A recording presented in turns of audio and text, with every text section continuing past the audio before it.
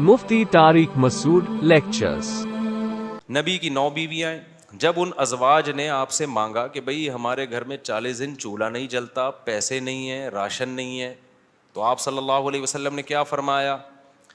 कुरान की आयतें नाजिल हुई, या अय्युहन नबिय्यु कुल ली अज़वाजिका, आप अपनी बीवियों से कह दीजिए अगर तुम्हें दुनिया की दौलत चाहिए तो मैं तालैना उमत्तिउकुन्ना, मैं तुम्हें पैसे दे देता हूँ, व उसर्रिहकुन्ना सराहन जमीला, और इज़्ज़त के साथ तुम सबको रुखसत कर देता हूँ। भाई किसी पैसे वाले से शादी कर लो। क्यों? अल्लाह ने हमारे नबी के लिए गुर्बत को सेलेक्ट किया था।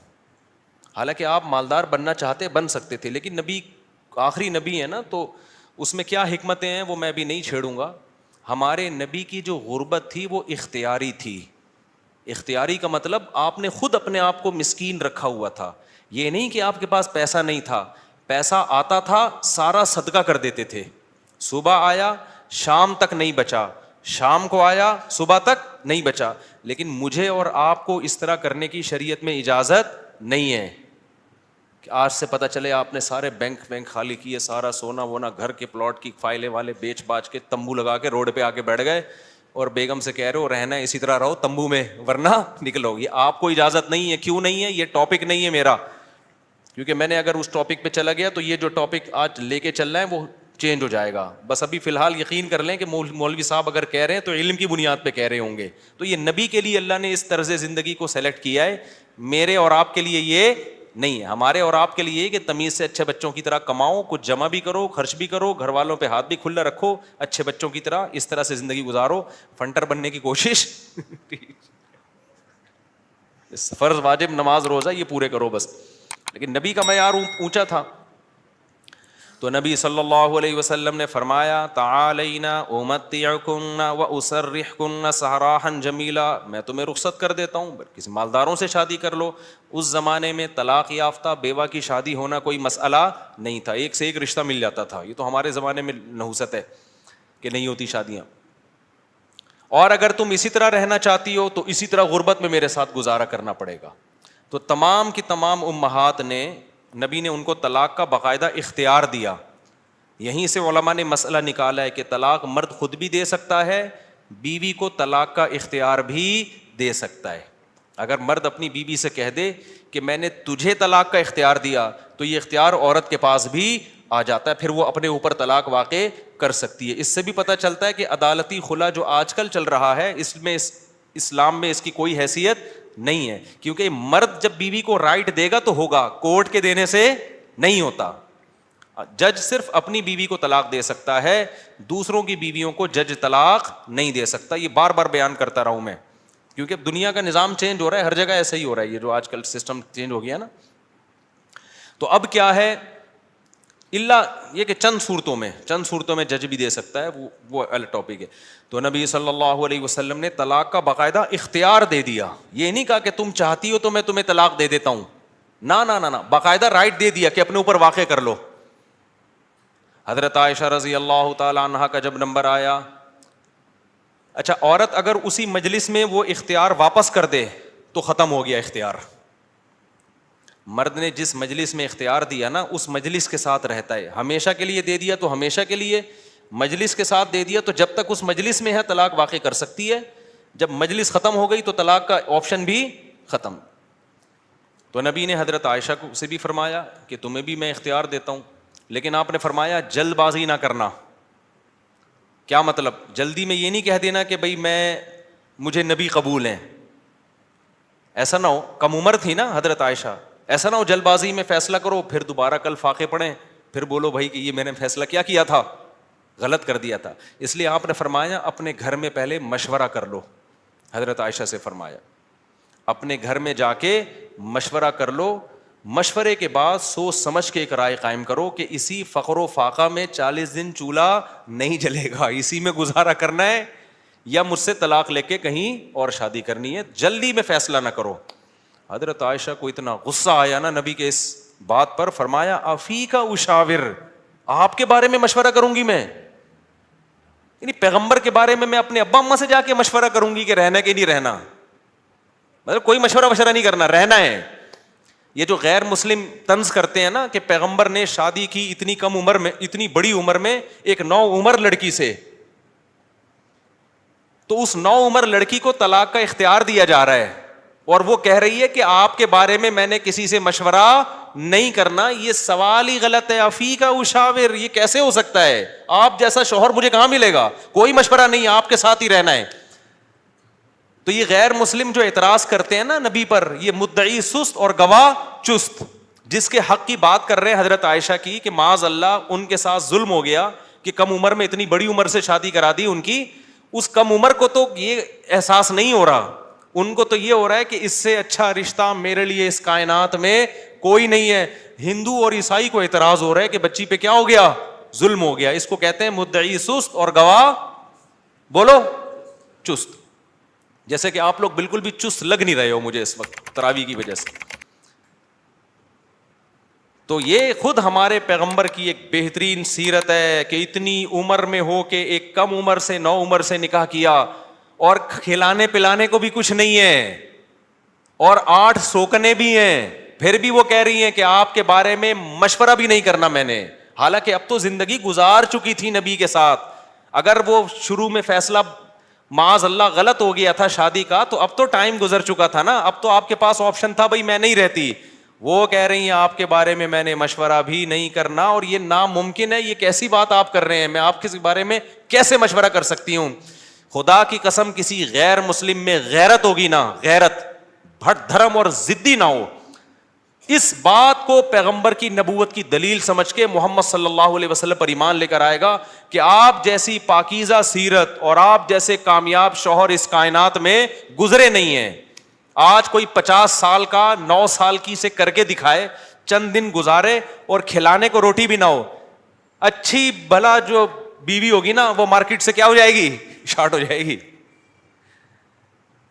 بلکہ آج جو مارکیٹ سے شارٹ ہو رہی ہیں بیویاں وہ والی ہو رہی ہیں جو جوڑ کی شادیاں, جو ظاہری اعتبار سے بھی جوڑ کی شادیاں.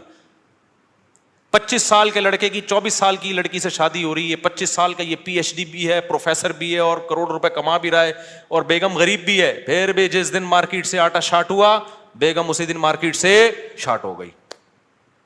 آٹا شارٹ ہونے کی فکر اتنی نہیں ہوتی جتنی اس کو بیگم کے شارٹ ہونے کی. ہمارے پاس تو کیسز آ رہے ہیں نا, کورٹ میں بھی آ رہے ہیں. ذرا سا بے روزگار ہوا, بیگم شارٹ. وہ کہتی تیرے میں ہے کیا جو میں تجھ سے تیرے ساتھ رہوں؟ ایک آٹا دے رہا تھا وہ بھی نہیں ہے بھائی. تو یہ محمد صلی اللہ علیہ وسلم کے بہترین شوہر ہونے کی دلیل. میدان جنگ میں آپ سے بہترین کمانڈر کوئی نہیں, سیاست میں آپ سے بہترین سیاست کسی کے پاس نہیں, گھر میں آپ سے بہترین شوہر کوئی نہیں. ایک ہی وقت میں تمام بہترین صفات اللہ نے اکیلے محمد صلی اللہ علیہ وسلم میں جمع کر دی, جبکہ اسباب اور وسائل بالکل بھی نہیں ہے. اسباب اور وسائل تو پیسے کو بولتے ہیں نا, وہ بالکل بھی نہیں ہے. اب میں وہ اس واقعے کی طرف آتا ہوں. اب مجھے بتاؤ, ہاں تو میں آپ سے یہ کہہ رہا تھا کہ بیگم صاحبہ کو خوب اچھا کھلائیں, جو خود پہنے اس کو پہنائیں, جو خود کھائیں اس کو کھلائیں. لیکن قدرت کی طرف سے اگر غربت آ گئی ہے بھائی تو پھر ٹینشن لینے کا نہیں ہے. پھر بیگم اگر کہتی ہے نہیں رہنا, کوئی بات نہیں بیگم, میں تو یہی کچھ کھلا پلا سکتا ہوں, رہنا ہے رہو, نہیں تو پتلی گلی سے نکلو, ہم کسی اور سے شادی کر لیں گے. ایک دم سے نہ نکال دو, پہلے مجھ سے مشورہ لے لینا. بعض دفعہ خواتین غصے میں بھی کہہ رہی ہوتی ہیں مجھے چھوڑ دو, ایک دم وہ غصے میں کہہ رہی ہوتی ہیں, 4 دن کے بعد ان کا موڈ بدل جاتا ہے. خود سے کچھ نہ کرو, مشورہ لے لیا کرو. میرا تو مقصد صرف یہ بتانے کا ہے کہ ٹینشن لینے کا نہیں ہے. ایک تو بے روزگاری کی ٹینشن, اوپر سے ایک اور ٹینشن اپنے اوپر مسلط کرو تو پاگل ہو جاؤ گے. ٹینشن وینشن نہیں, ٹینشن صرف ایک چیز کی لینی ہے بھائی, وہ جو حدیث میں آتا ہے من کانت الآخرۃ ہمہ, جس نے آخرت کو اپنی ٹینشن بنا لیا تو اللہ اس کی تمام ٹینشنوں کو ختم کر دیتے ہیں, اس کی فکریں سمیٹ دیتے ہیں. ہماری ٹینشن بس یہ کہ آخرت میں بخشش ہو جائے. نہ بیگم ٹینشن ہے ہماری, نہ بچے ہماری ٹینشن ہے, نہ کوئی اور ہماری ٹینشن ہے, نہ گورنمنٹ ہماری ٹینشن. میری ٹینشن یہ ہے کہ مجھ سے قیامت کے دن سوال ہوگا, میں اس سوال میں پورا اترتا ہوں یا نہیں. اب آٹا مہنگا ہونے کی ٹینشن ہم کیوں نہیں لے رہے کہ ہماری وجہ سے نہیں ہوا, میری وجہ سے ہوا ہوتا نا تو میں ٹینشن لیتا کہ آخرت میں چترول کس کے لگیں گے, میری وجہ سے تھوڑی ہوا ہے. اب اگر ہمارے پاس مسائل ہیں تو مہنگا آٹا خریدیں گے, وسائل نہیں ہیں تو بیگم کو بولیں گے پاپے چائے میں ڈبو کے, پاپے بھی آٹے کے بنتے ہیں, آہستہ آہستہ. اللہ نہ کرے ہمیں وہ حالات نہ آئیں, ابھی تو اللہ کھلا پلا رہا ہے, لیکن اگر اللہ نہ کرے خدا نہ خواستہ ایسے حالات آئیں تو بھائی وہی گزارا کرو, 2-3 کھجوریں کھا لیا کرو صبح شام. مرتا نہیں ہے بھوک سے اتنی جلدی انسان, اور جب آپ بھوکے رہو گے نا ایک دم کولیسٹرول کم ہوگا, جوان ہو جاؤ گے. میں آپ کو بتاؤں, ابھی تو ڈاکٹر کہہ رہے ہیں کہ بھوکا رہنے سے بہتر کوئی جوان ہونے کا نسخہ نہیں ہے, تو ڈاکٹر بھی اس طرف آ گئے ہیں, اگرچہ کھا دبا کے رہے ہیں, وہ بھی مشورے اس طرح کے دے رہے ہیں. میں نے ایک بات بتائی تھی نا کہ ایک پوسٹ آئی, مزاحیہ سی پوسٹ تھی, اس میں یہ کہا تھا کہ سب کچھ, کسی نے موٹیویشنل اسپیکر نے کہا سب کچھ پیسہ ہی نہیں ہوتا. اس کے نیچے لکھا ہوا تھا یہ بتانے کے لیے یہ صاحب 1.5 لاکھ روپے لیتے ہیں. اوپر لکھا تھا کہ دنیا میں سب کچھ پیسہ نہیں ہوتا, نیچے لکھا تھا یہ بتانے کے میں 1.5 لاکھ روپے لیتا ہوں. ٹھیک ہے نا. تو جب آپ کی ہر چیز میں پیسہ انوالو ہو جائے, آپ میں خود خیر خواہی کا جذبہ ختم ہو جائے, تو لوگ پھر آپ کی باتوں سے اثر لینا چھوڑ دیتے ہیں. یہ اصول جو ہے نا ہمیں زندگی کے ہر پہلو, میں یہ نہیں کہہ رہا کہ آپ اپنے وقت کے پیسے نہ لیا کریں. کوئی ڈاکٹر علاج کر رہا ہے اس کا حق بنتا ہے, کوئی ٹیچر ٹیچنگ کر رہا ہے اس کا حق بنتا ہے, اس کو گھر بھی چلانا ہے, بچے بھی پالنے ہیں, لیکن ایک حد تک. ہر چیز کو پروفیشنل بنا دینا, پیشہ بنا دینا, یہ اس کی علامت ہوتی ہے کہ آپ کی طبیعت میں لالچ آ گئی ہے, آپ اللہ کے لیے کچھ کرنا ہی نہیں چاہتے ہو. بعض ڈاکٹروں کو ہم نے دیکھا ہے بھوک سے مر رہا ہوگا, کوئی پیشنٹ کا بیڑا غرق ہو رہا ہوگا, نہیں جی. ویسے ڈاکٹروں میں اکثر ایسے ہوتے نہیں ہیں, اکثر میں نے اچھے ہی دیکھے ہیں ڈاکٹروں میں کہ وہ اپنی خدمات پیش کر دیتے ہیں, لیکن بعض لوگ ایسے ہوتے ہیں ڈاکٹروں میں. یہ جو ہمارے ہاں صبح و شام لوگ ڈاکٹروں کے خلاف ہے نا, ڈاکٹر 2 نمبر ہیں, ڈاکٹر بکے ہوئے ہیں, ڈاکٹر یوں ہیں. دیکھو کوئی بھی چیز کے بارے میں تبصرہ جب کیا کرو نا, جب تک بہت سارے لوگوں سے مل نہ لو اس وقت تک کبھی بھی رائے قائم نہ کرو. میرا بھی یہی تبصرہ تھا, لیکن جب میں ڈاکٹروں میں اٹھا بیٹھا, میں ملا, تو مجھے اندازہ ہوا اس فیلڈ میں برے لوگ کم ہیں, اچھے لوگ زیادہ ہیں. ایسا نہیں ہے جیسا ہمارے ہاں بدگمانیاں پھیلائی جاتی ہیں, اس فیلڈ میں اچھے لوگ ابھی بھی زیادہ ہیں. الا گائنی کی فیلڈ میں آپریشن کرنے والی قصائیوں کی تعداد زیادہ ہے. گائنی میں آپریشن ہوتا ہے, وہ نارمل ڈلیوری نہیں کرتے, اس میں بہت, میرے 15 بچے ہیں, مجھے پتا ہے, ٹھیک ہے نا, تو کسی اور کو کیا پتا ہوگا. اس میں جو آپریشن کے کیسز آ رہے ہیں نا گائنی میں, اتنے قدرت کی طرف سے کیس نہیں بگڑتے جتنے ڈاکٹروں نے بگاڑے ہوئے ہیں. اس میں دھندا چل رہا ہے ان کا, ہسپتالوں کا. ان میں اسپتالوں نے پیکج دیا ہوا ہوتا ہے کہ اتنی ہم نے سال کی ارننگ کرنی ہے, اور ڈاکٹر کے پاس بھی, گائنی کی ڈاکٹر کے پاس بھی ٹائم نہیں ہوتا, وہ چاپڑ چھورے لے کے بیٹھے ہوئے ہوتے ہیں, کاٹو نکالو. اب نارمل ڈلیوری میں 3-3 4-4 دن, 1-1 ہفتہ لگ جاتا ہے. تو اس لیے جب بچے کی ولادت کا وقت آئے نا, تو اپنی زوجہ کو کسی ایسی ڈاکٹر کے پاس لے جایا کرو جس کے بارے میں یقین ہو کہ یہ آپریشن کی طرف نہیں جاتی, ورنہ اس میں قصائی اور ڈاکٹر میں کوئی فرق نہیں ہے. آپریشن ہوتا نہیں ہے لیکن وہ کرتے ہیں, اللہ ماشاء اللہ کچھ کیسز میں ہوتا ہے, لیکن وہ بہت کم کیسز ہیں, تو نارمل نیچرل ہے نا یہ. تو ہمیں ان آیتوں سے پتہ چلتا ہے رسول اللہ صلی اللہ علیہ وسلم لیڈر تھے, صحابہ نے آپ کو فالو کیوں کیا, جانے دیے ہیں. بتاؤ اتنی قربانیاں کون دے سکتا ہے بھائی. اپنا وطن چھوڑ دیا, اپنے کاروبار چھوڑ دیے, اپنے بزنس قربان کر دیے, پھر نبی کی خاطر جا رہے ہیں میدان جنگ میں, جانے دے رہے ہیں. حضرت ابو سعید خدری رضی اللہ تعالی عنہ کے بھائی بھی شہید ہو گئے غزوہ احد میں, والد بھی شہید ہو گئے. یار کسی کا باپ شہید ہو جائے اور بھائی جوان شہید ہو جائیں, گھر میں ایک بچہ بچائے 10 سال کا, اور ماں, کتنی بڑی قربانی ہے, کتنی بڑی قربانی ہے. نبی کے پاس گئے مانگنے کے لیے کہ کچھ چندے سے ہمارے گھر کا انتظام کر دیں. نبی نے چندہ بھی نہیں کیا, پیسے بھی نہیں دیے. کیا فرمایا, من یستعفف یعفہ اللہ, جو عفت پاک دامنی کے ساتھ وقت گزارتا ہے. کیا مطلب, مخلوق کے سامنے ہاتھ نہیں پھیلاتا. مخلوق کون, پیغمبر محمد صلی اللہ علیہ وسلم, یعنی میرے سامنے بھی ہاتھ نہ پھیلاؤ. کس کے سامنے پھیلاؤ, اللہ کے سامنے. جو مخلوق کے سامنے ہاتھ نہیں پھیلاتا, اللہ اس کے ہاتھ کو مخلوق کے سامنے پھیلانے سے ہمیشہ کے لیے بچا لیتے ہیں. کیسی تربیت ہو رہی ہے. او بھائی گھر میں فاقے پڑھ رہے ہیں, اور پڑھ بھی کس کے حکم پہ رہے ہیں, غزوہ احد میں باپ بھی شہید اور بھائی بھی شہید. ایسے موقع پہ ہم اپنے لیڈر کے پاس جائیں, پہلی بات تو ہم تانے کوسنے دینا شروع کر دیں گے. یار اس بندے نے تو میرا باپ بھی مروا دیا اور میرا بھائی بھی مروا دیا. یہ ہوتا ہے حالت. مکہ سے ہجرت کر کے آئے تھے, وطن چھوڑا, تجارت چھوڑی, بزنس چھوڑا, لٹے پٹے آئے ہیں یہاں پہ, اور یہاں یہ ملا ہے, ہمیں یہ صلہ ملا ہے. مرتد ہو جاتے, میں کہہ رہا ہوں مرتد چھوڑ دیتے اسلام کو. بھائی یہ کچھ اور ایک کہانی لگ رہی ہے ہمیں, یہ کچھ اور مسئلہ ہے. ماں نے بھیجا اپنے بیٹے کو 10 سال کے ابو سعید خدری کو, جاؤ بھائی نبی سے بولو گھر میں سب شہید ہو گئے, اب کچھ بھی نہیں ہے. اور نبی کے پاس دینے کے لیے ہے بھی, کیونکہ باقیوں کو دے رہے ہیں آپ, باقیوں کو دے رہے ہیں, ان کو نہیں دے رہے. کیوں؟ تربیت. ان کو اگر دے دیا تو ان کا ہاتھ کیا ہو جائے گا؟ بولو, ایسے ہو جائے گا ہاتھ. میں نے دیکھا ہے جس نے ایک دفعہ ہاتھ مخلوق کے سامنے ایسے کر دیا نا, موت تک بھکاری بن کے مانگتا رہتا ہے, موت تک مانگتا رہتا. ایک چیز کی اللہ سے دعا مانگا کرو, اے اللہ یہ ہاتھ ہمیشہ اوپر رہے, کبھی بھی اس کو لینے والا نہ بنا.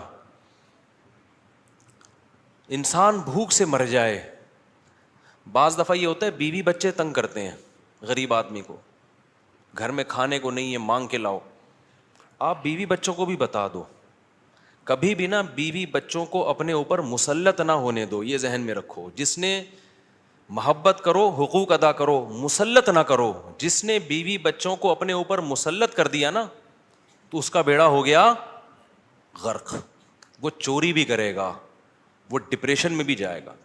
ان کو بتا دو کہ میرے بس میں یہی ہے, میں اس سے زیادہ نہیں, میں کوشش کر رہا ہوں, اب یہی ہے, اس میں گزارا کرتی ہو ٹھیک ہے, نہیں کرتی تو ہمارے نبی کی سنت کیا ہے. ہمارے نبی صلی اللہ علیہ وسلم نے غربت کو اختیار کیا. آپ کے گھر میں 40 دن چولہا نہیں جلتا, اور بیویاں کتنی ہیں؟ بول دو نا منہ سے, 9 بیویاں. گھر میں کھانے کو روٹی نہیں ہے, اور بیویاں کتنی ہیں؟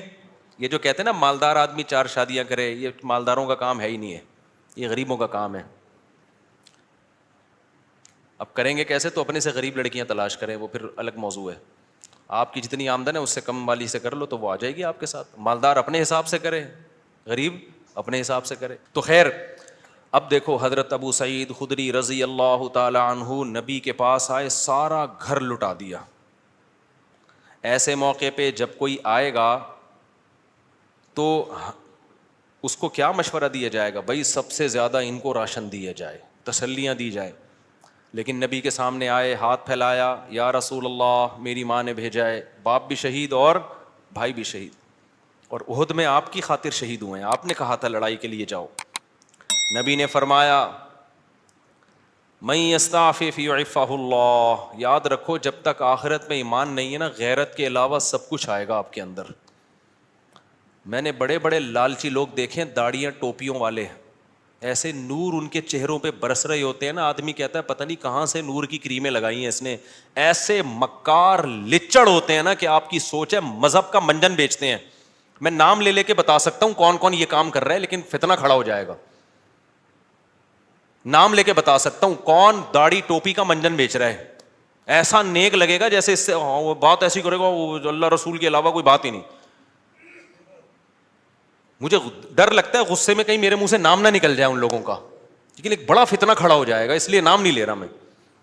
اور یہ مذہبی لوگوں میں منجن بہت ہے, کیونکہ مذہب کے نام پہ نا منجن بکتا بڑی جلدی ہے. لوگ یقین کر لیتے ہیں حضرت جی اتنے نیک, ماشاء اللہ بغلیں بھی صاف حضرت کی, اور اتنے خوبصورت.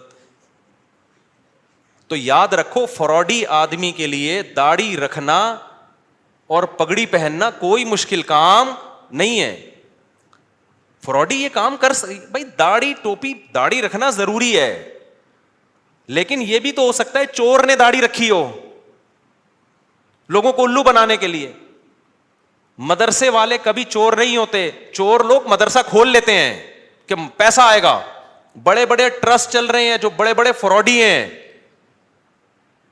سارے ٹرسٹ فراڈی نہیں ہیں لیکن فراڈی ٹرسٹ بھی ہیں بہت سارے.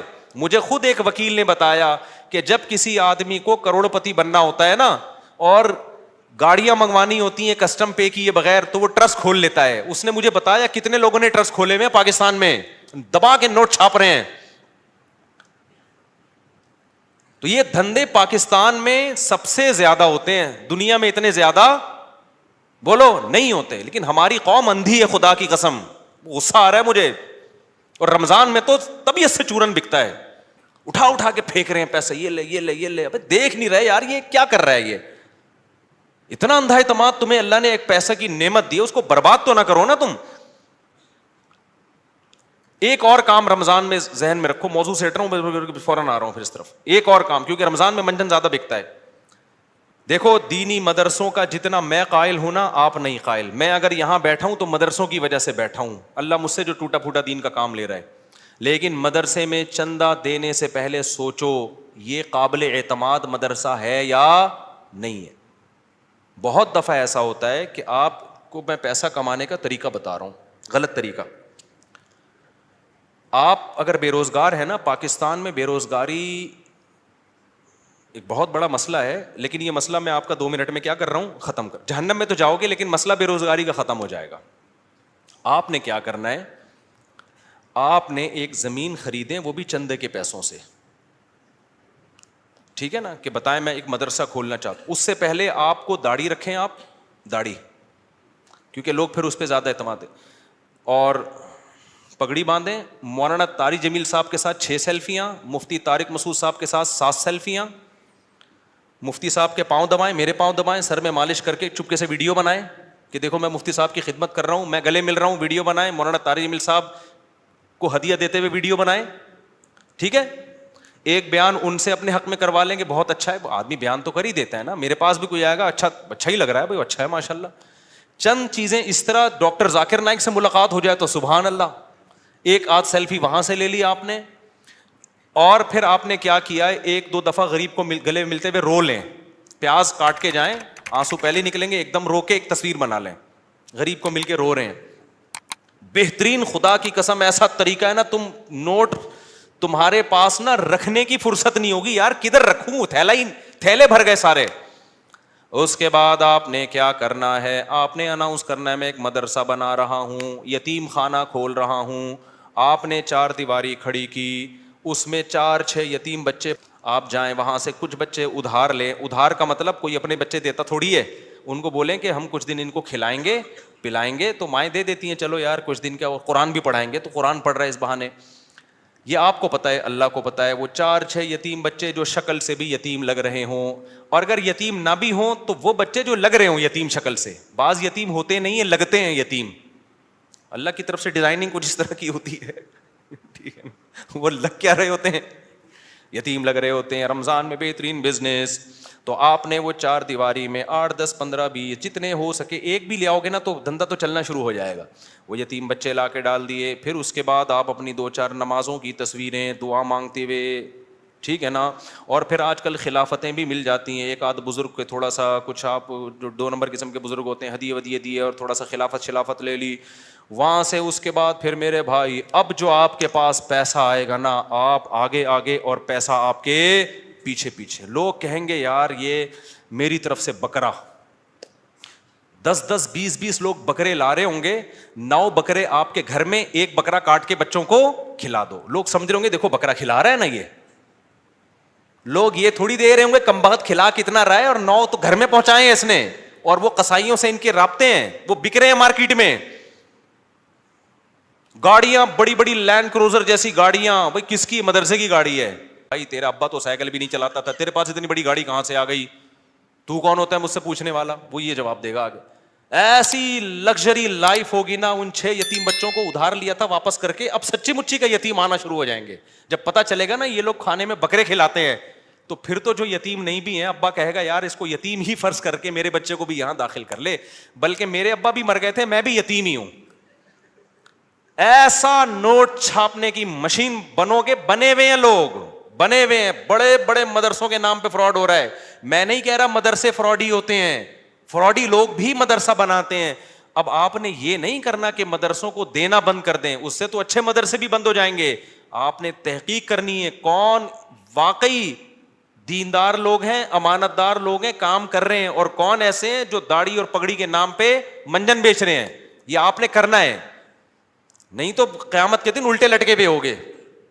بہترین بزنس ہے یہاں پہ یہ. اچھا خیر ہم آگے چلتے ہیں میرے بھائی. تو اب کیا تھا کہ حضرت ابو سعید خدری رضی اللہ تعالیٰ عنہ کو نبی نے کیا فرمایا. میں یہ عرض کر رہا تھا کہ آخرت ہوگی نا تو غیرت ہوتی ہے. یہ بہت بڑی اللہ کی نعمت ہے کہ آپ کا ہاتھ اللہ کے سوا کسی کے سامنے نہ اٹھے. اللہ سے مانگا کرو, یہ اسباب بھی اختیار کرو پیسہ کمانے کے, کیونکہ جو اسباب اختیار نہیں کرتا اللہ اس کی مدد نہیں کرتا. اگر گھر میں پڑے ہوئے ہو, محنت نہیں کر رہے اور کہہ رہے ہو کہ بس اللہ ہی دے گا, تو پھر اللہ آپ کو بھکاری بنائے گا. یہ یاد رکھنا. آپ نے کیا کرنا ہے, اپنی پوری کوشش کرنی ہے پیسہ کمانے کی, دماغ لگانا ہے. کیوں؟ رزق حلال عین عبادت ہے. الکاسب حبیب اللہ, محنت کر کے کھانے والا وہ اللہ کا دوست ہے. تو اب کیا ہے, ہمارے نبی نے حضرت ابو سعید خدری سے فرمایا کہ من یستعفف یعفہ اللہ. کیا مطلب؟ جو اپنے آپ کو رسوا ہونے سے بچانا چاہتا ہے, عفت کا مطلب رسوا ہونے سے بچانا, دامن داغدار نہ ہو, ذلیل ہونے سے بچانا چاہتا ہے. اس سے پتہ چلا مانگنا کیا ہے, بول لو نا, ذلت ہے. ہاتھ پھیلانا کیا ہے, ذلت. تو جو چاہتا ہے کہ میں ذلیل نہ ہوں, ہمیں تو پتہ ہی نہیں کہ یہ ذلت ہے. ہم تو سمجھتے ہیں میں اتنا چونا لگاتا ہوں بندے سے 2 منٹ میں اتنے پیسے نکلوا لیتا ہوں, یہ میرا کمال ہے. ایک چور کو پکڑا نا, کورٹ میں لے کر گئے, عدالت نے کہا یار تم نے اتنی خوبصورتی سے چوری کی, کسی کو پتہ ہی نہیں چلا. چور کہتا ہے شکریہ سر, آپ نے میری اتنی تعریف کی, اتنا زبردست چور ہوں میں. جج نے کہا کم بخت میں تیری تعریف نہیں کر رہا, تیری برائی کر رہا ہوں. تو نبی نے فرمایا من یستعفف یعفہ اللہ, جو اپنے آپ کو رسوا ہونے سے بچانا چاہتا ہے اللہ اسے رسوائی سے بچاتا ہے. اب سوال پیدا ہوتا ہے کہ رسوائی سے تو بچ جائیں گے, لیکن ٹینشن تو ہے نا, فاقے تو پڑ رہے ہیں, مصیبت تو ہے. اگلا جملہ نبی نے فرمایا وَمَن يَتَصَبَّرْ, جو اللہ سے صبر مانگتا ہے, يُصَبِّرْهُ اللہ, اللہ اسے صابر بھی بنا دیتا ہے. اس ٹینشن میں اللہ سے مانگو صبر, تو اللہ کیا کرے گا, صبر دے دے گا. جیسے موسیٰ علیہ السلام کی ماں نے جب حضرت موسیٰ کو صندوق میں رکھا نا بچے کو, تو فرعون نے پکڑ لیا اس بچے کو. اب قرآن کہہ رہا ہے موسیٰ کی ماں دل برداشتہ ہو گئی, میرا بچہ کس کی گود میں چلا گیا ہے, فرعون کی. ماں تو ایک دم ہو جائے گی نا. اگر جا کے بتا دیتی کہ میرا بچہ ہے, فرعون نے فوراً قتل کر دینا تھا اس کو. لیکن عورت جذباتی ہوتی ہے, وہ انجام نہیں دیکھتی, وہ جذبات سے مغلوب ہوتی ہے. لیکن قرآن کہتا ہے وَرَبَطْنَا عَلَىٰ قَلْبِهَا, ہم نے موسیٰ کی ماں کے دل کو باندھ دیا. کیا بلاغت ہے قرآن کی. موسیٰ کی ماں کے دل کو کیا کر دیا, رسیوں سے باندھ دیا, جیسے ہلے نہیں اپنی جگہ سے, دل برداشتہ نہ ہو. یہ قرآن کی بلاغت ہے, یعنی صبر کی توفیق دی. اس صبر کی توفیق کو بیان کرنے کے لیے قرآن کیا کہتا ہے, موسیٰ کی ماں کو کے دل کو ہم نے رسی سے کیا کر دیا, ایسے کس کے باندھ دیا, ہلے نہیں بھائی. جیسے کسی بندہ ہل رہا ہو نا, آپ اسے رسی سے کس کے بالکل بند کر دو, اب وہ گیا, یعنی وہ ہلنا بھی چاہے تو نہیں ہلے. تو اس سے پتہ چلتا ہے کہ بعض دفعہ انسان بے صبرا ہو رہا ہوتا ہے, لیکن اللہ کی طرف سے اس کو ایسی توفیق ملتی ہے کہ اللہ اس کے دل کو رسیوں سے باندھ دیتے ہیں. ہلنا نہیں, چپ کر کے تمیز سے بیٹھا رہے, مجھ پر اعتماد اور توکل کر. اسی لیے قرآن میں نبی اس کو اللہ نے فرمایا وما صبرک الا باللہ, اے نبی آپ صبر کریں, لیکن آپ کا صبر اللہ کی توفیق کے بغیر نہیں ہوگا. یہ صبر بھی آپ نے اللہ سے مانگنا ہے. تو نبی نے فرمایا جو صبر کرنا چاہتا ہے اللہ اس کو صبر کی توفیق دیتا ہے. آج ڈپریشن اس لیے بڑھ رہی ہے کہ صبر کرنا چاہتے ہی نہیں ہے. جو ٹینشن آئی, جو مصیبت آئی, بس نکال دو فوراً جا کے. جو پہلے آ گیا نا وہ پٹتا ہے. آپ جب غصے میں بیٹھے ہو تو جو شروع میں آ گیا نا وہ اس کا کیا ہو گیا, بیڑا غرق ہو گیا. اس کے بعد حدیث دیکھو, حضرت ابو سعید خدری واپس چلے گئے. کیوں؟ نہ ماں نے کوئی اعتراض کیا, نہ 10 سال کے بچے نے کوئی اعتراض کیا. کیوں؟ لیڈر کو دیکھ رہے تھے کہ لیڈر ہم سے زیادہ قربانی دے رہے, اور آپ کی صداقت پہ یقین تھا. حدیث میں آتا ہے کہ حضرت ابو سعید خدری نے زندگی بھر کسی سے نہیں مانگا, یہاں تک کہ اپنا کوڑا بھی گرتا تھا نا اونٹ سے تو نیچے اتر کے اٹھاتے تھے, وہ کوڑا بھی نہیں مانگتے تھے کسی سے. حالانکہ یہ تو ٹھیک ہے کوئی کوڑا دے دو مجھے میرا کوڑا, لیکن نہ بٹ نہیں تو مطلب نہیں, اب سب کچھ خود کرنا ہے, اب نہیں مانگنا کسی سے کوڑا. وجہ کیا ہے؟ لیڈر کی طرف سے موٹیویشن مل رہی ہے, کیونکہ پتا ہے لیڈر یہ بات بتانے کے پیسے بولو نا نہیں لے رہا, اور دیکھ رہے ہیں کہ ہمارے گھر میں فاقہ ہے تو لیڈر کے گھر میں اس سے زیادہ فاقہ ہے, اس سے زیادہ فاقہ ہے. تو اس لیے آپ اگر گھر میں سربراہ ہیں نا, بچوں کو انسان کا بچہ بنانا چاہتے ہیں تو پہلے خود انسان کا بچہ بننا پڑے گا. یہ میں اصل میں ایکچولی میں یہ کہنا چاہ رہا تھا, جس کے لیے پورا میں نے واقعہ سنا ہے. اصل آپ کون سا میدان جنگ میں جا رہے ہو, جہاد میں جا رہے ہو, ماں باپ اور بھائیوں کو کٹوا رہے ہو آپ. تو ایکچولی جو میں بات عرض کرنا چاہ رہا تھا کہ اگر آپ چاہتے ہو کہ آپ کی بیوی انسان کی بچی بن کے رہے تو آپ کو پہلے انسان کا بچہ بننا پڑے گا. آپ چاہتے ہو کہ میرے گھر میں اخلاق کا ماحول ہو, تمیز سے بات کیا کریں, تو پہلے آپ کو تمیز سے بات کرنی پڑے گی. آپ بیگم سے کہہ رہے ہو تمیز سے بات کرو, اس کا مطلب آپ خود ہی تمیز سے بات نہیں کر رہے. وہ تو آپ کا ایٹیٹیوڈ دیکھ رہی ہے نا. باپ گھر میں آ رہا ہے چنگیز خان بن کے چیخ رہا ہے, یہ کیا ہو رہا ہے, پھر وہ کہہ رہے سب آرام سے بات کریں, تو کہیں گے نا ابا آپ تو آرام سے کر نہیں رہے. ایک صاحب کو غصے پہ بہت غصہ آتا تھا. ایک صاحب ہمارے جاننے والے تھے, جب کوئی غصہ کرتا ان کو بہت غصہ آتا, غصہ کیوں کر رہا ہے, اسی بات پہ ان کو غصہ آتا تھا. ہم کہتے تھے اس کو جتنا غصہ آ رہا ہے نا کسی بات پہ, اور آپ کو اس غصے پہ اس سے زیادہ غصہ آ رہا ہے, تو اس کو غصہ کیسے ٹھیک ہوگا. اب آپ کسی کو یہ سمجھا رہے ہو کہ غصہ مت کرو, تو یہ بات آپ کو آرام سے کہنے پڑے گی, غصے سے نہیں. کیونکہ اگر آپ نے غصے سے کہہ دی, اس کا مطلب وہ جو کام وہ کر رہا ہے آپ بھی وہی کر رہے ہو. تو مارکیٹ میں جو چل رہا ہے نا وہ بتا رہا ہوں میں آپ کو. تو اس لیے میرے بھائی, جب بھی کوئی بات ہم نے اپنے بڑوں کو دیکھا ہے کہ ہمیں اگر سخاوت کی ترغیب دی نا انہوں نے کہ خرچ کیا کرو, تو میں نے اپنے بڑوں کو دیکھا انہوں نے ہم سے 20 گنا زیادہ خرچ کیا. 20 گنا تو وہ ہے جو ہمیں نظر آ رہا ہے, جو نظر نہیں آ رہا وہ پتہ نہیں کتنا ہوگا. ہم نے دیکھا کہ انہوں نے ہمیں کہا کہ عبادت کیا کرو, تو ہم نے دیکھا کہ وہ ہم سے کئی گنا زیادہ عبادت کر رہے ہیں. انہوں نے دیکھا اللہ پہ اعتماد اور توکل کیا کرو, انہیں ہمیں کہا, تو ہم نے دیکھا کہ وہ ہم سے زیادہ اللہ پہ اعتماد اور توکل کر رہے ہیں. انہوں نے بولا کہ ہم نے مدرسے میں کوئی انتظام کرنا ہے, چندہ جمع کرو, تو خود اپنی جیب سے سب سے زیادہ چندہ دیا. نہیں آ رہی بات, چھوڑو رہنے دو, ایسے ہی ٹھیک ہے. تو گھر میں بچوں کو عمل دکھایا کرو. آپ اگر اپنے بیٹوں کو سمجھاتے ہو کہ بہنوں کے ساتھ اچھا سلوک کرو, یہ اس زمانے کی بات ہے جب گھر میں بچے بچیاں ہوا کرتے تھے, اب تو ایک آدھ ہوتا ہے, تو وہ سارا سیٹ اپ ہی برباد ہو. پہلے یہ ہوتا تھا 7-8 بہن بھائی ہیں, تو ماں باپ بھائیوں کو حکم دیتے تھے بھائی بیٹوں کو بھی بیٹیوں کا بھی خیال کرنا. اب تو ٹیاں ہے ہی نہیں, ٹی رہ گئی ہے, بیٹیاں نہیں ہوتی. ایک آدھ بیٹی ہوتی وہ خود ہی اپنا خیال رکھ لے گی, اس کے لیے آپ کو نہ وصیتیں کرنے کی ضرورت نہ تکلف کی. یہ ان لوگوں کی بات کر رہا ہوں جن کے ہاں بچے ہوتے ہیں, خاندان ہوتے ہیں, چاچے مامے خاندان گھر آباد ہوتے ہیں, تو ان کے لیے خصوصی پیکیج ابھی میں پیش کر رہا ہوں کہ جب وہ اپنے بیٹوں کو سمجھائیں کہ اپنی بیٹیوں کا خیال کرنا, تو کیا مطلب بھائیوں کو سمجھا رہے ہیں بہنوں کا, تو پھر آپ نے ان کے سامنے اپنی بہنوں کا خیال کر کے دکھانا ہے. اپنی بہنوں کو دعوت دو, ان کو ہدیے دو, ان کو پیسے دو. بچوں کو پتا چلے ہمارا ابا اپنی بہنوں کا اتنا خیال کرتا تھا, تو ہمیں بھی ابا کے جانے کے بعد اپنی بہنوں کا خیال کرنا ہے. ان کو پتا ہے ابا کے پاس نصیحتوں کے علاوہ کچھ بھی نہیں ہے, ٹھیک ہے. پوری تقریر ابا کی 1 گھنٹے کی ہوتی ہے, لیکن ابا کی جب بہنیں آتی ہیں تو ابا 5 روپے بھی خرچ کرنے کے لیے تیار نہیں ہے.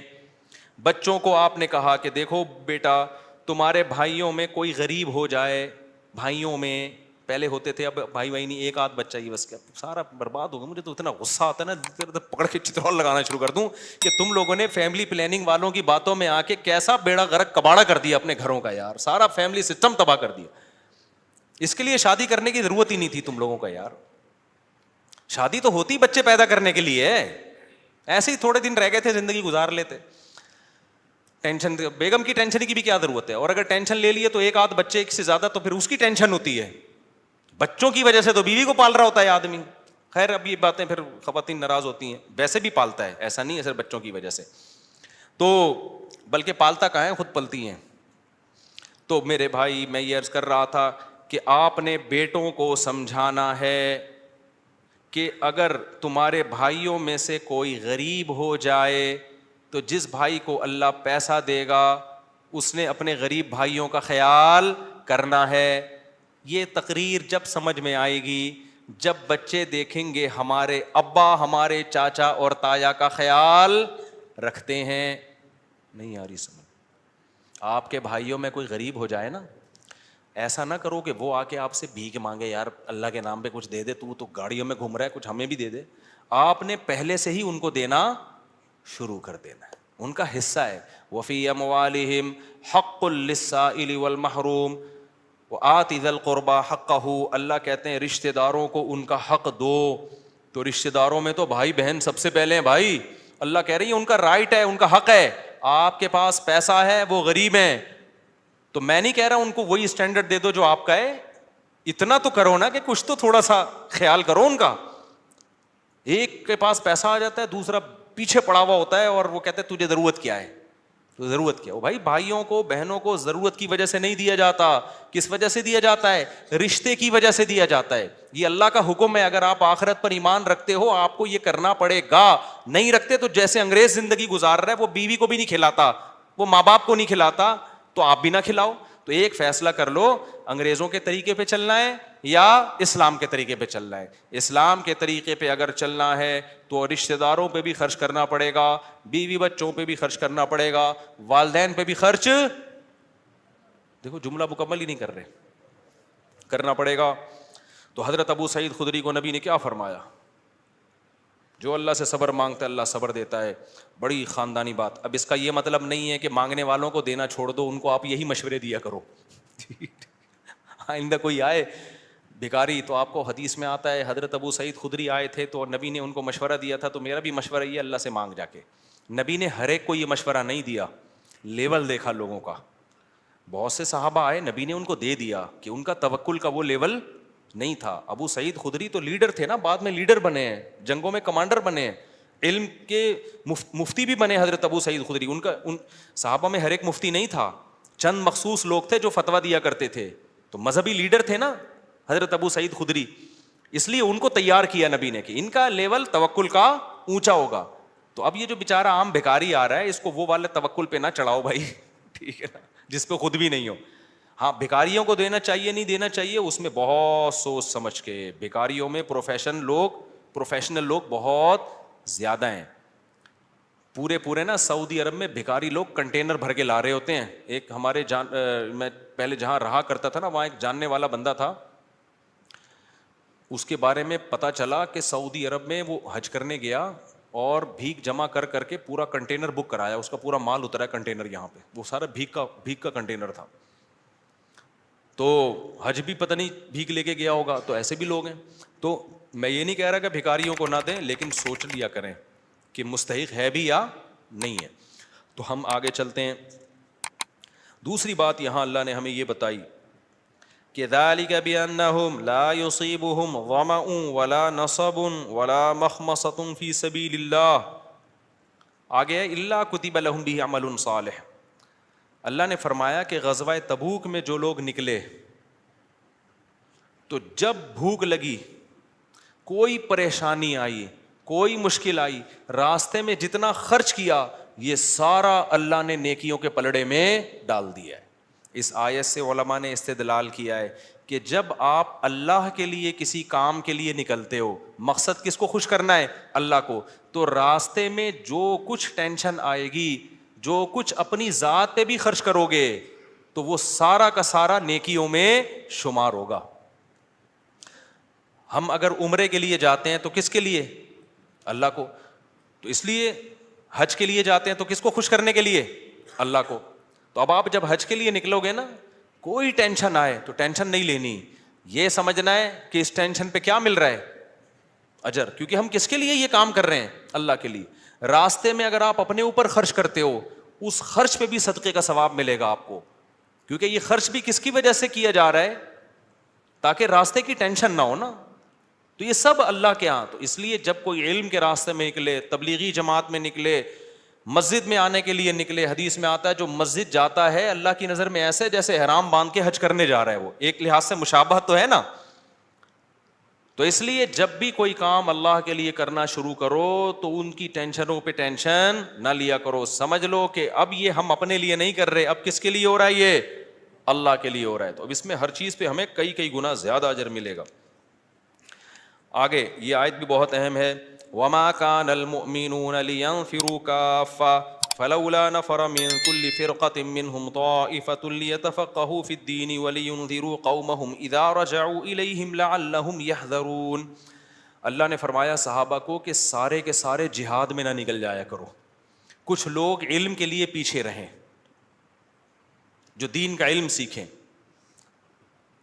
اس سے یہ بھی پتہ چلتا ہے کہ اسلام میں ہر شعبے کو زندہ کرنے کی اہمیت ہے. وجہ اس کی کہ سارے ہی نکل گئے اور پھر ان کی زندگیاں جہاد میں گزر گئیں تو دین کا علم اور مسئلے بتانے والا کوئی بھی نہیں رہے گا. امام غزالی رحمہ اللہ نے لکھا ہے کہ جیسے اس آیت سے اور دیگر آیتوں سے بھی, اور بھی بہت ساری آیتیں اور احادیث ہیں, اس سے پتہ چلتا ہے کہ مسلمانوں کو ہر فیلڈ میں مہارت حاصل کرنا ان کے لیے فرض کفایہ ہے. یہاں تک لکھا ہے امام غزالی میں نے کہ ہر محلے میں ایک ڈاکٹر کا ہونا بھی فرض کفایہ ہے. اگر ایک بھی ڈاکٹر نہیں ہے تو سب گناہ گار ہوں گے. فرض کفایہ کسے کہتے ہیں؟ چند لوگ اگر اس فریضے کو ادا کر لیں تو سب کی طرف سے کافی ہو جائے. تو جو بھی ضرورات زندگی کے شعبے ہیں نا, ان میں اتنے لوگوں کا ہونا فرض ہے جس سے لوگوں کی ضرورتیں پوری ہو جائیں. تو علماء بھی اتنے ہونا ضروری ہیں جس سے لوگوں کی ضرورتیں پوری ہو جائیں. سائنسدان بھی اتنے ہونا ضروری ہیں جس سے لوگوں کی ضرورتیں پوری ہو جائیں. انجینئرز بھی اتنے ہونا ضروری ہیں جس سے لوگوں کی ضرورتیں پوری ہو جائیں. تو ہر وہ چیز جو زندگی گزارنے کے لوازمات کے لیے ضروری ہے, تو اتنے لوگوں کا جب تک وہ ضرورت پوری نہیں ہوتی. مثال کے طور پر اگر لیڈی ڈاکٹر جو گائنی کی ہیں وہ ساری ختم ہو جائیں, میڈیکل کالج میں لڑکیاں ڈاکٹر بننا بند کر دیں, تو جو خواتین ہیں جو جن کو پریگننسی ہے وہ کس سے علاج کرانے پر مجبور ہوں گی؟ مردوں سے. تو ہم یقیناً یہ کہہ سکتے ہیں کہ اتنی ڈاکٹرز لیڈیز کا ہونا کہ جو پریگننٹ خواتین کی ضرورت پوری کرنے کے لیے کافی ہوں, یہ عورتوں پر کیا ہے؟ فرض کفایہ ہے. ساری عورتیں اگر ڈاکٹر بننے سے ہڑتال کر لیں گی نا تو گناہگار ہوں گی. اتنی عورتوں کا ہونا ضروری ہے کہ جو پریگننٹ خواتین ہیں ان کی ضرورت آسان طریقے سے پوری ہو جائے. تبھی مجھ سے کوئی خاتون اگر رابطہ کرتی ہے نا کہ میں گائنی کی ڈاکٹر بن رہی ہوں, شرعاً جائز ہے یا نہیں, میں کہتا ہوں جائز نہیں ہے, فرض ہے. وجہ اس کی یہ ہے کہ اس فیلڈ میں قصائیوں کی تعداد زیادہ ہے, ڈاکٹروں کی تعداد. پھر وہی چپ کر کے بیٹھ جاتا ہوں, مجھے غصہ اس پہ بہت آتا ہے. قصائیوں کی تعداد کیا ہے؟ زیادہ ہے, اور سچی مچی کی ڈاکٹروں کی تعداد کم ہے. اب وہ ڈاکٹر کہیں گی ہمیں قصائی کہہ دیا. بھائی جب آپریشن نہیں ہے آپ نے چیڑ پھاڑ کر دی تو آپ قصائی ہو نا. پھر ہمارے ایک ریلیٹیو ہیں وہ چھوڑو بھی رہنے دو, پھر زیادہ ہو جائے گا. تو ایسی ڈاکٹرز کا ہونا جو ایمانداری کے ساتھ علاج کریں پیشنٹ کا. یورپ امریکہ میں نا نیچرل طریقے سے ڈلیوری ہوتی ہے, وہاں آپریشن نہیں کرتے. ہانگ کانگ میں بھی ایسا ہے, وہاں ہمارے ریلیٹیو بتاتے ہیں کہ پیشنٹ کہہ رہا ہے کہ آپریٹ کرو, ڈاکٹر کہہ رہے نہیں کروں گا. کیس ہو جاتا ہے ڈاکٹر کے خلاف, آپریشن کیوں کیا بھائی تم نے؟ تو ساری مخلوق کے بچے بغیر آپریشن کے ہو رہے ہیں, انسانوں پہ عذاب آیا ہوا ہے.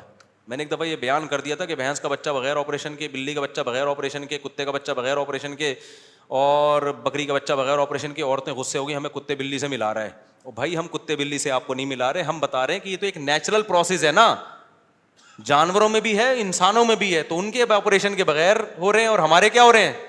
ہر دوسرے کو آپریشن ڈاکٹر بتا رہے ہیں. تو یہ ڈاکٹروں کی طرف سے نہیں, یہ قدرت کی طرف سے نہیں ہے, یہ ڈاکٹروں کی طرف سے ہے. تو میں خواتین کے حقوق کے لیے بات کر رہا ہوں کہ ان کے عذاب سے نکالو ان کو. بچے ایک آدھ ویسے ہی بچے نہیں ہوتے, وہ بھی آپریشن سے, اس میں اتنی فٹنس کی ایسی کی تیسی ہو جاتی ہے, 20 قسم کی ٹینشنیں لگ جاتی ہیں عورت کے ساتھ. اور فٹنس تو ویسی آج کل فٹنس پہ کتنا خواتین زور دے رہی ہوتی. پراٹھے کھانے چھوڑ دیے عورتوں نے اس چکر میں. وہ آپریشن ہوا, اس کے بعد وہ ساری فٹنس کی ایسی کی تیسی, اتنے ٹیکے لگ رہے ہوتے ہیں, اتنے انجیکشن, اتنا خطرناک عمل ہے. کوئی آسان عمل تھوڑی ہے, خود کروا کے دیکھو پتہ چل جائے گا, ایک دفعہ دماغ سیٹ ہو جائے گا. تو اس لیے عذاب بنایا ہوا ہے, اس کے خلاف احتجاج کرو.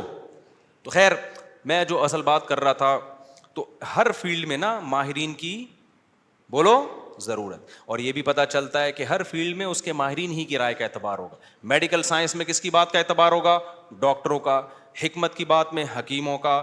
تو علم کی بات میں مفتیان کرام اور علماء کا. اس میں ڈاکٹروں کا، انجینئروں کا، سائنسدانوں کا، میکینکوں کا اعتبار نہیں ہوگا. یہ بھی ہمیں اس آیت سے پتہ چلتا ہے. اچھا بھائی آگے ہے سورہ یونس. تھوڑا ٹائم رہ گیا ہے، یہ ہم کل نہ پڑھ لیں یار، وہ 10 منٹ پھر لمبے ہو جاتے ہیں.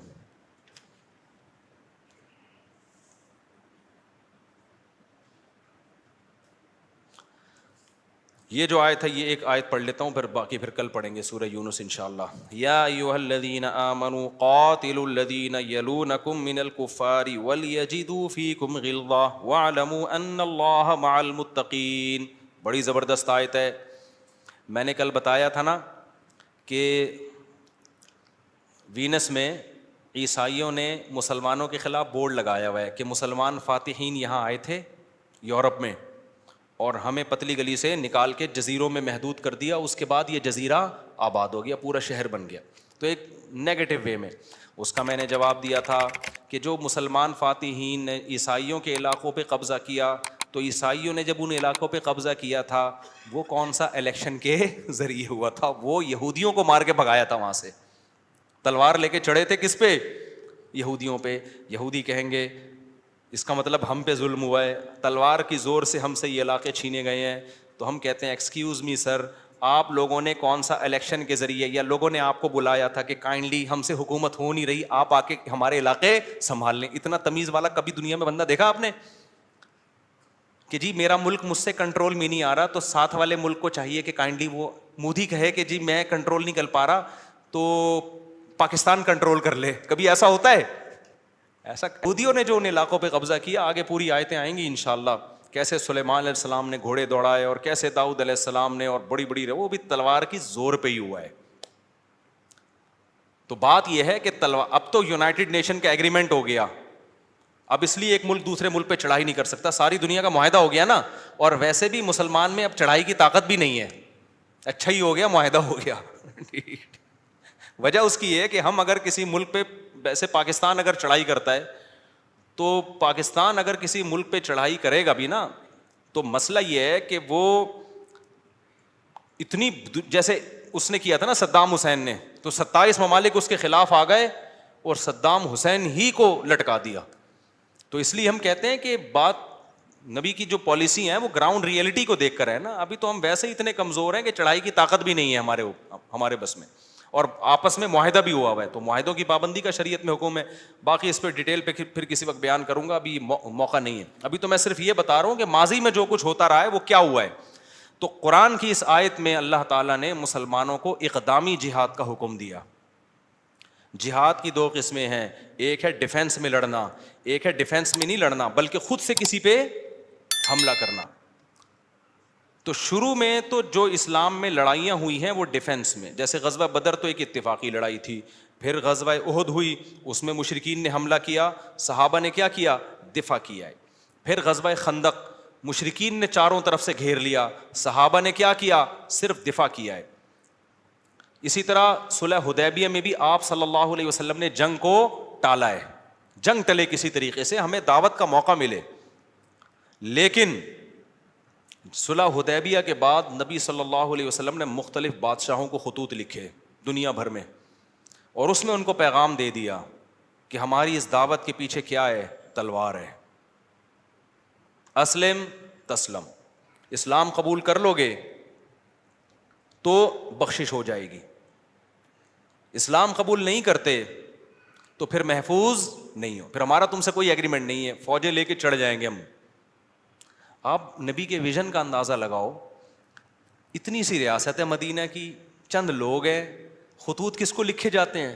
ہرقل کو، بادشاہ کو لکھا جا رہا ہے خط،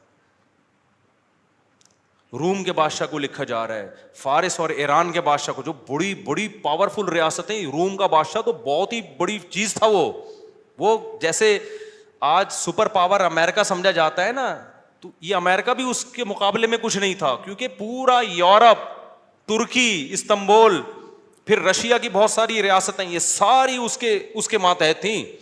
اتنے بڑے بادشاہ کو خط لکھا جا رہا ہے ایک یتیم کی طرف سے جو لڑائیوں بند کرنے کے معاہدے کر رہے ہیں کہ بھائی ابھی ہم کمزور ہیں, لڑ نہیں سکتے, لیکن آگے ان کو بتایا جا رہا ہے کہ آنے والے ہیں, صبر کرو, ٹھیک ہے نا, آنے والے ہیں. اس پر بہت سے غیر مسلم لوگ کہتے ہیں کہ یہ تو آپ ریاست کے لیے کر رہے ہو نا, یہ تو آپ کو چاہیے, حکومت چاہیے, ریاست کے لیے اس ملک پہ حملہ کر رہے ہو.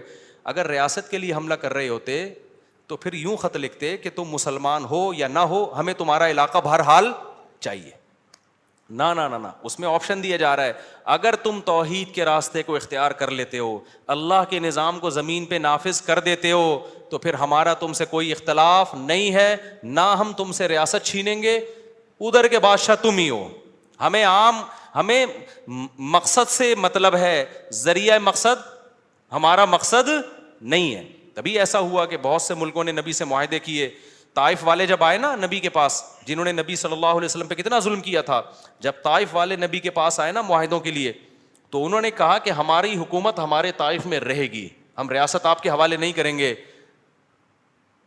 لیکن ہم بت پرستی بھی کریں گے اور یہ بھی کریں گے وہ بھی. نبی نے فرمایا کہ نہ, بت پرستی کی اجازت نہیں, شراب کی اجازت نہیں, زنا کی اجازت نہیں ہے, کیونکہ یہ تو اسلام کے مقاصد کے خلاف ہے.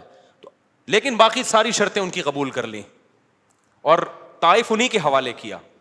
تو اس سے پتہ چلتا ہے کہ اسلام کی جو تلوار ہے وہ نظریے کی بیس پہ ہے, وہ خطے کی جنگ نہیں ہے, وہ خطے کی جنگ نہیں ہے. تو یہی صحابہ کی لڑائیوں میں اگر بھائی آپ اس تو خدا کے نظام کو آپ نافذ کر دیتے ہو تو پھر ہم آپ سے نجاشی نے لیا, مسلمان ہو گیا تھا نا, تو نبی نے نجاشی پہ فوج نہیں بھیجی ہے. تو یہ خوب سمجھ لیں. تو قرآن کی جب یہ آیت نازل ہوئی کہ یا ایھا الذین آمنو, جب غزوہ خندق میں دفاع ہوا ہے نا, تو پھر نبی نے فرمایا کہ اب ہم پہل کیا کریں گے. اب کون پہل کرے گا؟ اب تک تو انہوں نے جتنی پہل کرنی تھی کر لی, اب ان میں پہل کرنے کی سکت نہیں ہے, اب ہم پہل کریں گے. تو سب سے پہلے پہل ہوئی ہے مکہ پہ. آپ صلی اللہ علیہ وسلم نے 10,000 کا لشکر لے کے چڑھائی کی اور بغیر جنگ کے فتح ہو گیا. اس کے بعد پھر کچھ دفاعی لڑائیاں ہوئیں, پھر قرآن کی یہ آیت نازل ہوئی کہ اب ایک مضبوط ریاست بن چکی ہے, اب اے ایمان والو تم نے کیا کرنا ہے, قاتلوا الذین یلونکم من الکفار, جو تمہارے قریبی کنٹریز ہیں غیر مسلموں کے, ان سے قتال کو شروع کرو. پھر جو صحابہ نے لڑائیاں لڑی ہیں نا, پھر وہ ہوتے ہوتے ہوتے ہوتے پھر آپ خوشخبریاں سنا رہے ہیں. یہ حدیث مجھے اتنی مزیدار لگتی ہے. قسطنطینیہ استنبول کہاں ہے, ابھی میں ہو کر آیا ہوں نا استنبول سے, ان لوگوں نے نا وہ حدیث اپنے ایئرپورٹ پہ لگائی ہوئی ہے, قسطنطینیہ والی حدیث, ترکوں نے. بڑا مزہ آتا ہے یہ حدیث پڑھ کے. کتنا دور ہے استنبول, اور عیسائیوں کا کیا ہے, مرکز ہے, اس کو فتح کرنا آسان نہیں ہے. ہمارے نبی صحابہ کو خوشخبری دے رہے ہیں کہ پہل کون کرے گا, اب ہم کریں گے. اب ان میں دم نہیں ہے ہم پہ حملہ کرنے کا, اور آپ خوشخبری سنا رہے ہیں. نعم الجیش جیش یغزو القسطنطینیہ ولنعم الامیر امیرها, فرمایا سب سے بہترین امیر وہ امیر ہے جو قسطنطینیہ پہ حملہ کرے گا, اور سب سے بہترین لشکر وہ ہے جو قسطنطینیہ کو فتح کرے گا. اس وقت سے صحابہ لگ گئے کہ ہم نے کیا کرنا ہے. آپ ذرا زمین کا نقشہ دیکھو نا اور ہسٹری پڑھو, ایسا ایمان بڑھتا ہے انسان کا. 100 سال بھی نہیں گزرے. محمد بن قاسم جو تھا نا 17 سال کا تھا, اور تابعین میں اس نے حضرت ابو ہریرہ کو بھی دیکھا ہے, بہت سے صحابہ کو دیکھا ہے.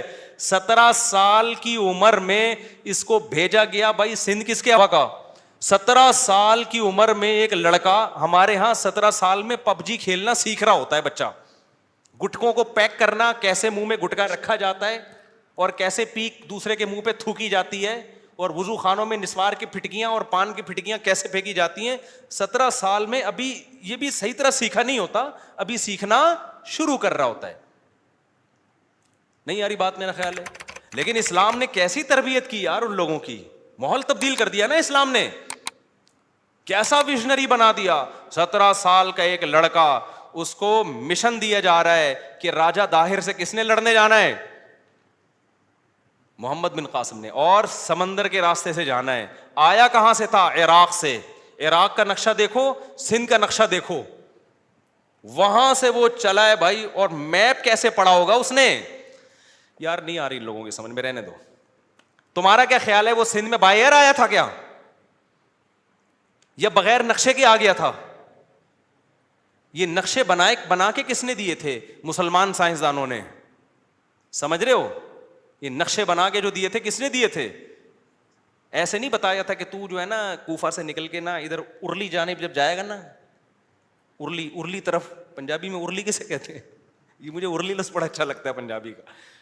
تو جب تو کھبے ہاتھ کی طرف جائے گا تو سجے کی طرف مڑ جانا, وہاں سے وہاں مڑے گا تو پھر ایسے ٹن مارنا, ادھر الٹے ہاتھ پہ گولے گنڈے والے آئے گا, اس برگر کی دکان آئے گی, وہاں سے ٹن مار کے سندھ میں داخل ہو جائے گا. ایسا تھوڑی تھا میرے بھائی, اتنا لمبا سفر, اور طے کس پہ کرنا ہے؟ گھوڑوں پہ اور اونٹوں پہ. اس کو مشن دیا گیا محمد بن قاسم کو. آج محمد بن قاسم کے خلاف بہت کچھ بولا جا رہا ہے. یہ سب وہ لوگ ہیں جو اسلام دشمن ہیں, لیکن اسلام کا لیبل لگا کے بڑی اچھی اچھی باتیں کرتے ہیں. یہ سارے ہمارے اس زمانے کے 3 بڑے مشہور ہیرو گزرے ہیں, 3 بڑے مشہور. ایک موسیٰ بن نصیر جس نے یورپ فتح کیا ہے, ایک محمد بن قاسم جو ادھر آج ہم جو مسلمان بیٹھے ہوئے ہیں نا, اس کا بہت بڑا کریڈٹ کس کو جاتا ہے؟ محمد بن قاسم کو. تو اور یہ سندھ کے لیے بڑی فضیلت کی بات ہے کہ اس پورے بر صغیر میں دہلی اور آپ کا سہارنپور اور دلی, یہ پورا بنگلہ دیش, یہ جو پورا بر صغیر ہے نا, یہاں اسلام انٹر کہاں سے ہوا ہے؟ سندھ کے ذریعے ہوا ہے. اس لیے سندھ کو باب الاسلام بھی کہا جاتا ہے, اسلام کا دروازہ. یہاں سے دیبل کے راستے سے, آج بھی پورٹ قاسم کے قریب ہے نا, نام بھی اس کا پورٹ قاسم رکھا ہوا ہے, شکر ہے کوئی اچھا نام رکھا تاکہ یاد رہے.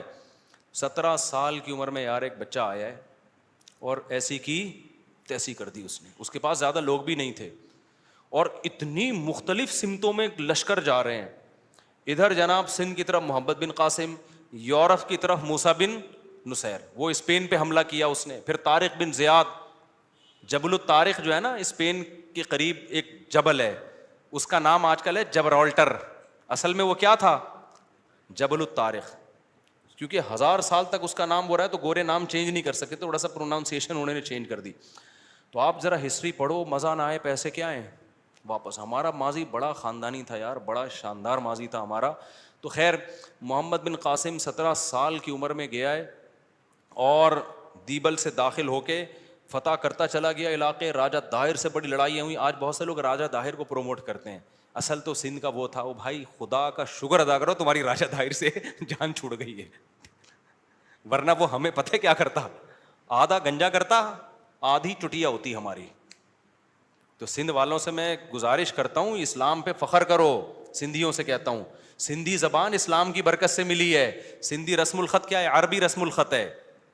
سندھی زبان میں بہت سے عربی الفاظ ہیں, تو یہ مسلمانوں کی زبان ہے, ورنہ یہاں کی جو اصل زبان تھی وہ پتہ نہیں کیا تھی. اس کا تو رسم الخط یہ تھوڑی تھا جو عربی رسم الخط ہے. تو خیر پھر بخاری میں سندھ کا تذکرہ ملتا ہے. حضرت عائشہ بیمار ہوئی ہیں, حدیث میں آتا ہے جاء رجل من السندھ الی عائشہ رضی اللہ عنہا, سندھ سے بندہ آیا حضرت عائشہ کا علاج کرنے کے لیے. تو اسلام کی وجہ سے سندھ کو عزت ملی ہے. آج دیکھو متعصب لوگ محمد بن قاسم کو چور, لٹیرا, ڈکیت کہہ رہے ہیں اور کہہ رہے ہیں اصل تو یہ راجہ داہر کا ہے. تو اسلام کی وجہ سے سندھ بنا ہے. تو خیر وہ محمد بن قاسم نے آیا نا, جب سندھ فتح کرتے کرتے ملتان تک پہنچ گیا تھا. پھر پیچھے خلیفہ چینج ہو گیا, وہ دوسرا خلیفہ آیا, وہ الگ کھوپڑی کا تھا, وہ محمد بن قاسم کا دشمن تھا. اس نے بلا کے محمد بن قاسم کو شہید کر دیا. اچھا وہاں بھی محمد بن قاسم نے بغاوت نہیں کی. محمد بن قاسم اتنا پاورفل تھا کہ جب اس کو خلیفہ نے بلایا, وہ کہہ سکتا تھا میں نہیں آ رہا, وہ کہہ سکتا تھا کہ میں نہیں آ رہا, لیکن امیر کی اطاعت تھی. کیونکہ حدیث میں آتا ہے امیر ظالم ہو یا عادل ہو, آپ نے کیا کرنا ہے؟ اطاعت. یہ محمد بن قاسم کی ایک بہترین سیرت تھی کہ واپس گیا, امیر نے بلایا ہے. یہ نہیں کہا میں نے اتنے علاقے فتح کر لیے اب یہ میں رہوں گا. امیر کے کچھ بھی نہیں ہو سکتا تھا, لیکن وہ گیا, اس کو قید کر کے اس کو شہید کر دیا گیا. شہید ہونے سے ایک دن پہلے اس نے پورا سندھ کا نقشہ بادشاہ کے سامنے پیش کیا ہے کہ میں ان راستوں سے گیا ہوں. نیا ہمارے استاذ جب یہ واقعہ سنا رہے تھے نا, محمد بن قاسم کا رو پڑے تھے کہ یار کیسا ویژنری آدمی تھا, قتل ہونے والا ہے لیکن وہ بادشاہ کو سارے راز دے کے جا رہا ہے کہ میں بے شک شہید ہو گیا, بادشاہ بے شک ظالم ہے, امت کا تو فائدہ ہو نا, جو اسٹرگل میں نے کی اگلے کمانڈر کو وہ اسٹرگل نہ کرنی پڑے. سمجھ میں نہیں آ رہی بات, میرا خیال ہے وہ اپنے ذاتی مفاد نہیں دیکھ رہا تھا کہ بھائی میں کیوں دوں نقشے تمہیں, میں نے تو چھپا لیے, میں کہاں سے گیا, کیا کیا, اب تو علاقے فتح میں نے کیے, حکومت کوئی اور کرے گا تو میں کیوں کرنے دوں. نا نا نا نا، محمد بن قاسم نے نا سارے راز بادشاہ کے سامنے پیش کر دی. ٹھیک ہے میرے اوپر ظلم ہو رہا ہے, مجھے شہید کیا جا رہا ہے, قتل کیا جا رہا ہے, لیکن جو بھی اگلا کمانڈر ہوگا تو مسلمان نا. یہ علاقے ہم غیر مسلموں کے حوالے تو نہیں کرنا چاہتے, جو بھی ہوگا تو مسلمان, قانون تو اللہ کا نافذ کرے گا, کوئی بات نہیں. یہ سارے راز ہیں جو آپ کی خدمت میں, تاکہ اگلا کمانڈر ان نقشوں سے, ان تجربوں سے فائدہ اٹھا کے جو علاقے میں نے فتح کیے ہیں ان علاقوں کی کمانڈ اپنے ہاتھ میں لے لے, مسلمانوں کو دوبارہ نہ لڑنا پڑے. اور محمد بن قاسم جب واپس جا رہا تھا نا سندھ سے, ہندوؤں کی تاریخ بتاتی ہے ہندو پھوٹ پھوٹ کے رو رہے تھے, اور ہندوؤں نے محمد بن قاسم کی تصویریں بنا کے سجدہ کرنا, ہندوؤں کے تو بھگوان بہت ہوتے ہیں نا, انہوں نے کہا چلو یہ بھی بھگوان ہے آج سے ہمارا. اتنا عدل و انصاف سے سندھ کو بھر دیا تھا محمد بن قاسم نے, اور اتنا اچھا سلوک کیا ہندوؤں کے ساتھ. یہ تو اب جا کے ہندوؤں نے تاریخ بدلنا شروع کر دی ہے, ورنہ آپ ہندوؤں کی پرانی کتابیں دیکھیں اس میں محمد بن قاسم کا بڑا اچھا تذکرہ ہے, ورنہ ہندو تصویر تھوڑی بناتا, تصویر بنا کے پوجتا تھا محمد بن قاسم کو. تو یہ ہمارا ماضی تھا, اور اس کی بیس کیا تھی, قاتل الذین یلونکم من الکفار. یہ جو سورہ توبہ کی آیتیں نازل ہوئی ہے نا, کہ ایمان والو اب وہ پہل نہیں کریں گے, اب پہل کون کرے گا, تم کرو گے. ایسی پہل کی ہے کہ رکنے کا نام نہیں لیا.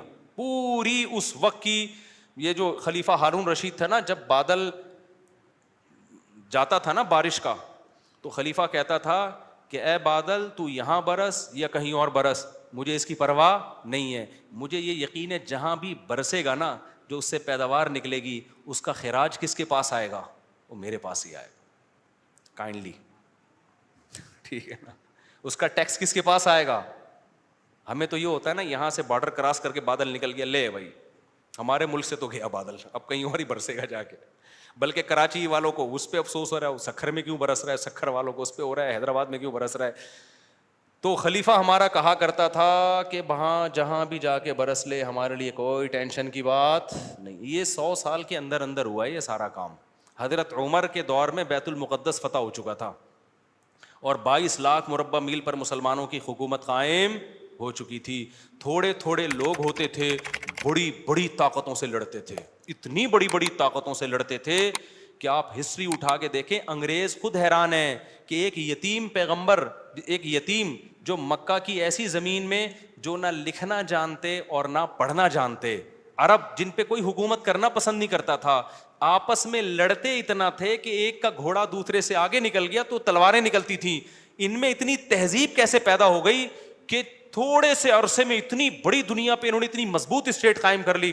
اور کمال کی بات یہ کہ حضرت معاویہ رضی اللہ تعالیٰ عنہ کے دور میں پہلا بحری بیڑا تیار کیا گیا ہے سمندری جنگ کے لیے, کیونکہ نبی خوشخبری سنا چکے تھے, میری امت کا جو لشکر حملہ کرے گا نا سمندری لڑائی میں ان سب کو جنت کی ضمانت دیتا ہوں, او کما قال صلی اللہ علیہ وسلم. بعض صحابہ نے اٹھ کے دعا مانگی, یا رسول اللہ آپ دعا کریں ہم اس بحری لڑائی میں شریک ہوں. حالانکہ جس وقت آپ یہ خوشخبریاں سنا رہے ہیں اس وقت تو آپ کے معاہدے ہو رہے ہیں اور جنگ بندی کے معاہدے ہو رہے ہیں, اتنے کمزور, اور خوشخبریاں کیا سنا رہے ہیں کہ ایک بحری بیڑا تیار ہوگا عنقریب اور سمندر کے ذریعے حملہ کرے گا.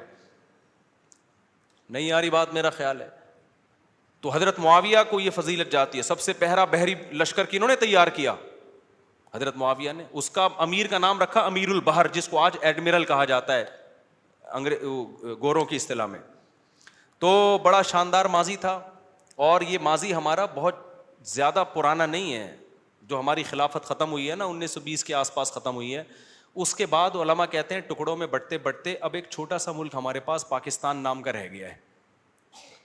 اب اس کی واٹ لگانے کی خدا کے لیے کوشش, بولو اس کو بچا لو کسی طریقے سے. ہر وہ تحریک جو ریاست کے خلاف اٹھے اس کو کچل دو, اس کو بچاؤ گے, ورنہ ہوگا یہ کہ اس کو ہم نے کچھ غلطیاں کی, خلافت گئی ہماری, وہی غلطیاں ہم دہرا رہے ہیں جس سے ہمارا ملک جانے کا بھی خطرہ ہے. تو اس لیے ملک پہ کبھی بھی کمپرومائز بولو مت کرو, کیونکہ ہم یہاں آزاد ہیں. ٹھیک ہے بہت ساری ٹینشن ہے, مہنگائی اور چور اچکے قسم کے حکمران اور پتہ نہیں کیا کیا, وہ تو مجھے تعریف کرنے کی بالکل بھی ضرورت نہیں ہے, وہ آپ کو خود پتہ ہے ان کے بارے میں. ان کو نظر لگنے کا خطرہ ہی نہیں ہے ہمارے حکمرانوں. اللہ نے ہمیں ایسے حکمران دیے نظر کے علاوہ سب کچھ لگے گا ان کو, ٹھیک ہے نا. تو لیکن ان میں بھی اچھے لوگ بھی ہیں, تو اچھے لوگوں کو آگے لانے کی کوشش کرو. کچھ اچھے لوگ ہیں, اور ملک کو سب سے پہلے بچانے کی کوشش کرو. دیکھو ملک بچتا ہے, 3 پاور ہوتی ہیں ملک میں. ایک فوج ہوتی ہے جس کو عسکری طاقت کہا جاتا ہے, ایک عدلیہ ہوتی ہے اور ایک حکومت ہوتی ہے. یہ خوب آج ایک اہم پوائنٹ کی بات ہے, اس کو نوٹ کر لو. فوج, عدلیہ اور حکومت, یہ تینوں اگر ایک پلیٹ فارم پہ ہوں تو ملک مضبوط بھی ہوتا ہے, بچتا بھی ہے, طاقت میں بھی آتا ہے. یہ تینوں پاورفل طبقے اگر ڈیوائیڈ ہو جائیں گے تو ملک کی ایسی کی بولو تیسی ہو جاتی ہے. آخری بات یہ کہ اب ہمارے پاس ایک ملک بچا ہے, ایک ریاست بچی ہے جس کا آئین کیا ہے کہ قرآن و سنت کے منافی کوئی قانون نہیں بچے گا. یہ جملہ رہ گیا ہے, اس کو بچاؤ کسی طریقے سے. اتنا صحیح مسلمان کنٹری ہے بس یہ, ٹھیک ہے نا. یہ آئین میں یہ شق ہے کہ کوئی قانون قرآن و سنت کے خلاف نہیں بنے گا. یہ بہت خاندانی شق ہے. اس کا فائدہ یہ ہے کہ آپ جتنے بھی غیر اسلامی قوانین ہیں وفاقی شرعی عدالت میں اس کو چیلنج کر سکتے ہیں. کرتے نہیں ہیں, اس وجہ سے نقصانات ہو رہے ہیں. اگر کرتے رہیں تو بہت سارے قوانین ہمارے چینج ہو کے اسلامی بن جائیں.